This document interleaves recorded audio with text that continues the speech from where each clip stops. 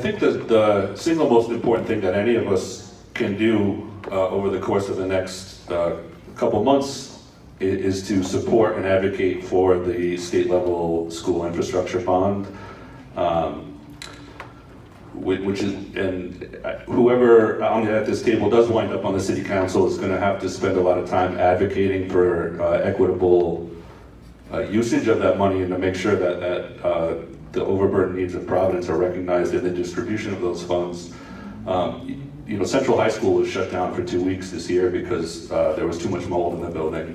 And I know the windows have been open at Mount Pleasant High School all summer because the basement's flooded and full of water, and they're trying to keep the mold from being uncontrollable there.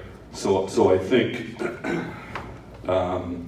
you know, I don't begrudge anybody who chooses private schools or charter schools in order to avoid those horrible situations. But we need to make sure that we advocate as much as we can, and from wherever we are, to make sure that money gets into the Providence public school system and fixes those problems. So one of the biggest barriers to learning is to be able to, if you're breathing mold in the process, I think you're starting from behind the 8 ball. And I think we also need to have some more conversations with our school department and be able to meet students where they're at.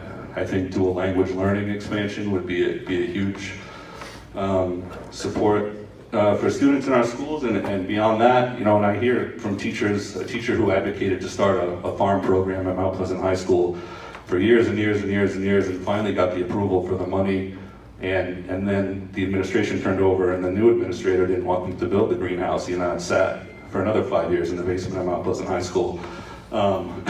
So I think we need to take a bigger look at some of the problems in these schools and make sure that the money that's going to be available Your time gets is up. there. Your time is up.